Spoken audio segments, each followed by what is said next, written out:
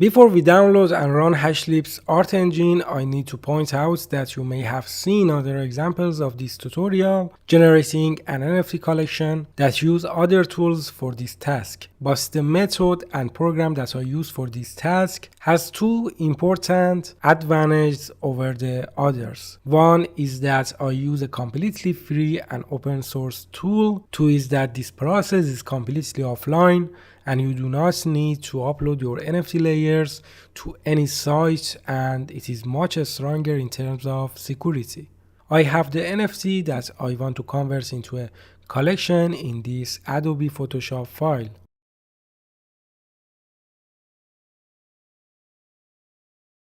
My design has different layers that I have grouped them. For example, the background, body, eyes, hands, nose, mouth, buttons, and glasses.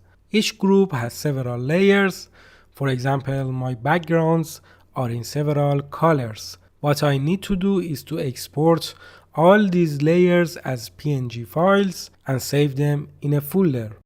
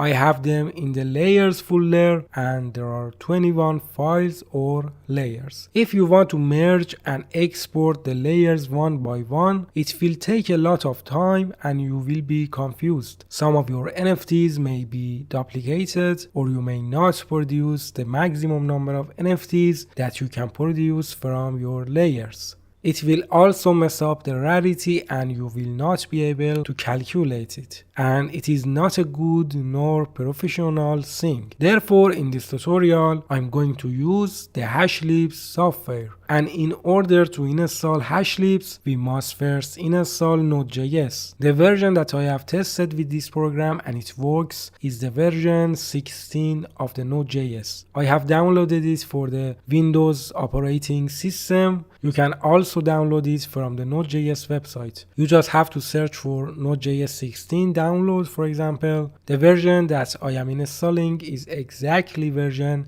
16.20.2, and you can also download this version.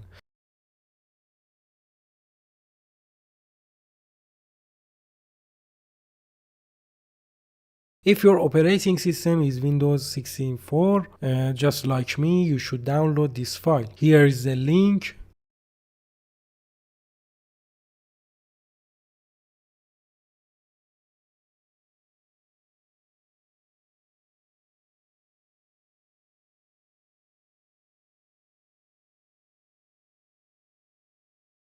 The HashLips software is also available in GitHub, which I cloned myself, and you can download it from this repository.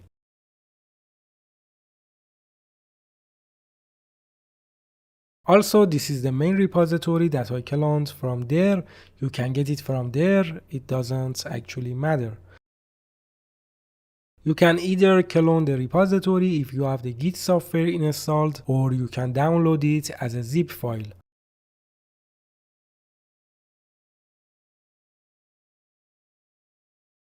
First, I'm going to install Node.js. Please note that the HashLips does not have a graphical environment and we have to use the command line, so I'm going to run cmd.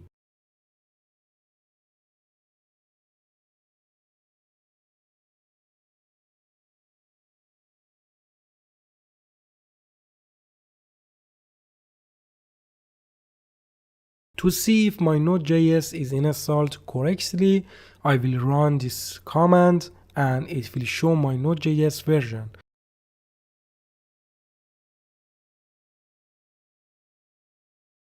Also unzip the HashLips file.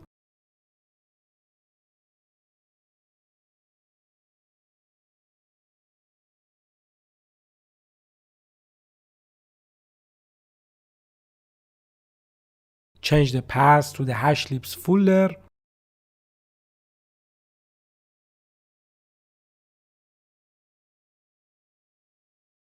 Inside its repository, there is an instruction on how to use it and the commands that are needed, and some explanations are written. There are commands needed for its installation. You can kill on it with this command, which we do not need because we downloaded the zip file. To install it, use the npm install command.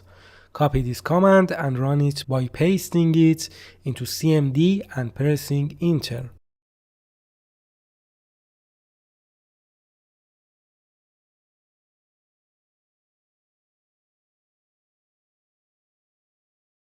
The program is successfully installed. You can see the path to the program's configuration file. It also has an explanation and example about layers and more details that you can read for yourself.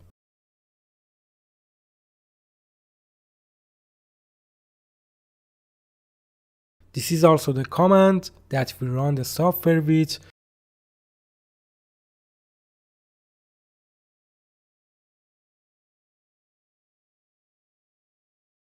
These are the layers that are in the HashLips folder by default for testing. Delete all of them and put your own layers here.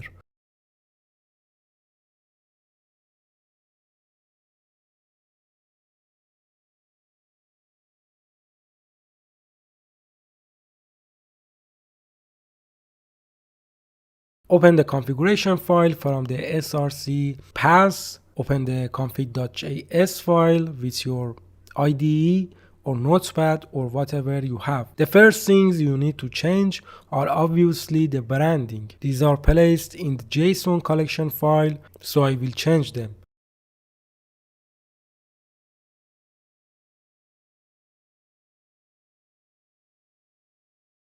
Collection name, description.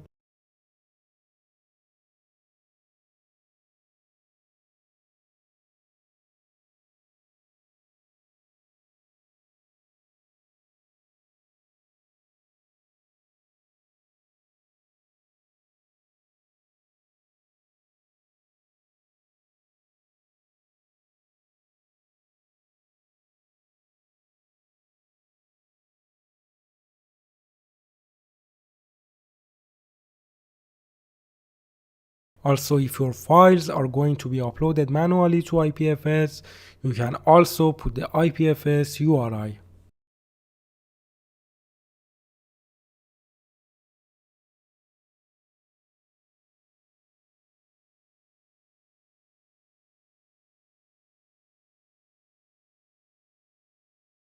Don't care about the Solana metadata. It doesn't matter to me because it's only for the Solana network and I just want to generate NFT files.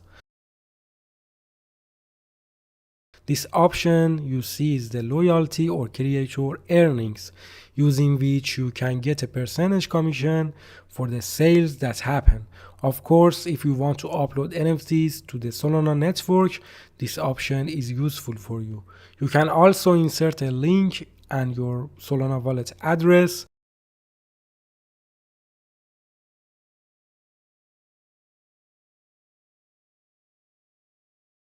But in the layer configuration section, where our main works begin, you should arrange your layer folders in the order in which that layer will be placed in the final design here. For example, the background layer, which is behind all the layers, should be on top, and so on in the order of the rest of the layers.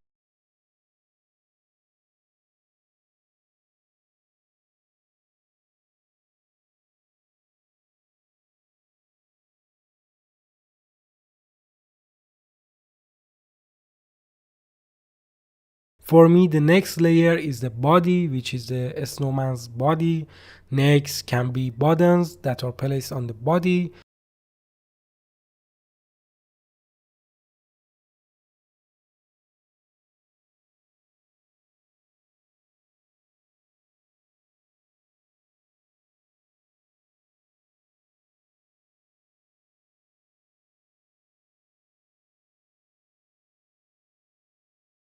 Next can be the hands layer,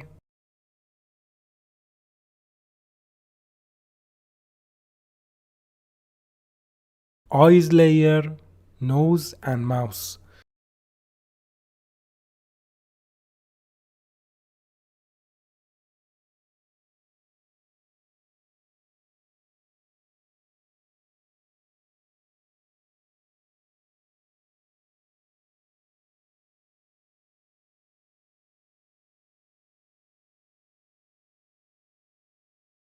Here you can specify how many NFTs you want to have with these layers. For example, I want to have 160 NFTs. I could have also included the glasses layer at the end of my layers list, but I didn't because I only want the glasses to be in a few NFTs, not all of my NFTs. To be able to do this, copy these lines in the config and paste them below. I want to have 40 NFTs with glasses. 160 plus 40 equals to 200. So I entered the number 200.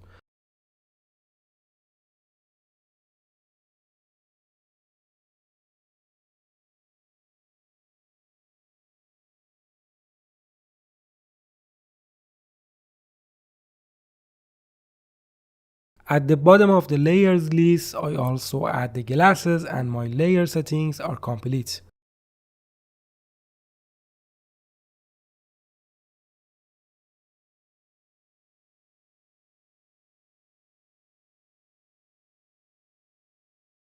In the format section, you need to specify the dimensions of the NFTs in pixels, which defaults to 512 pixels square, and depending on the resolution of your NFTs, you can enter your desired value. My layers are 1024 by 1024 pixels, so I enter the same value. Of course, I can enter any other value respecting the aspect ratio of my original design.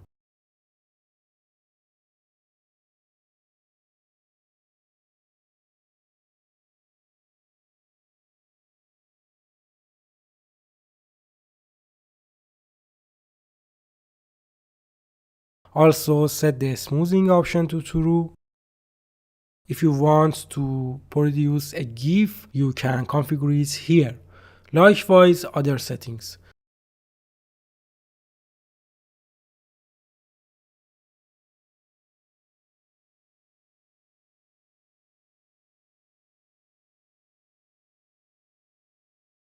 I also set the background option to false. But to determine rarity, the symbol that HashLips use is this one. You can use it to determine a layer rarity. For example, how many percentage of all your NFTs should include a specific eye or mouse or hat layer.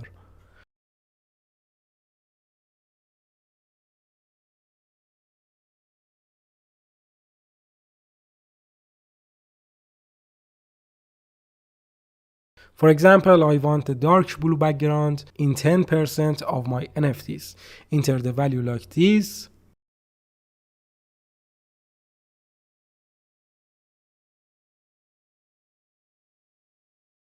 If I didn't enter this value because I have 7 background layers, about 14% of my NFTs would be created with this background, but now about 10% of them are going to be created with this background. Enter your percentage for other layers if you want, of course.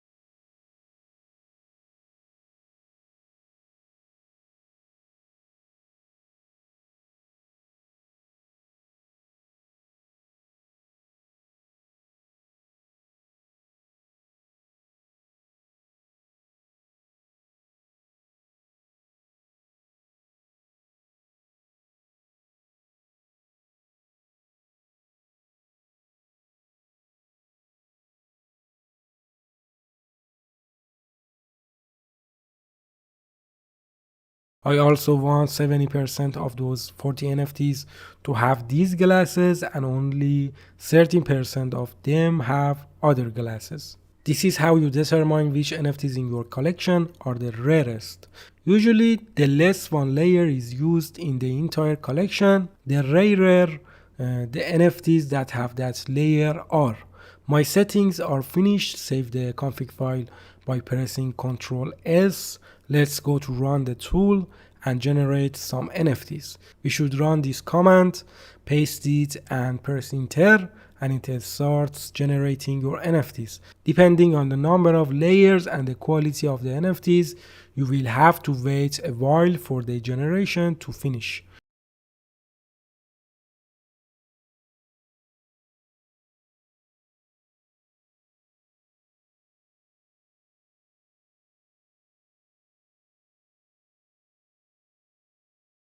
The generation of the NFTs is complete, and when I enter the build folder, my images are in the image folder, and the JSON files that are the metadata of the NFTs are in the JSON folder. Here you can see my NFTs, 200 NFTs has been generated, and there are no duplicates.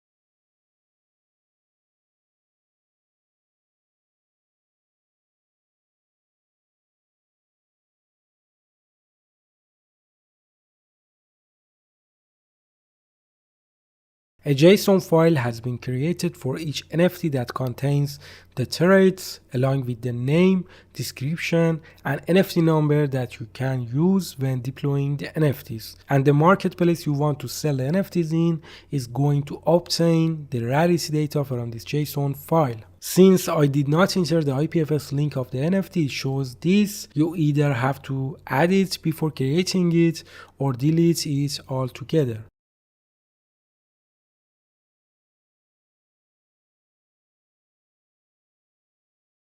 There is also a single metadata file that contains information about all the NFTs in the collection. And depending on the deployment method and the marketplace you are going to use, you can also use the single JSON file.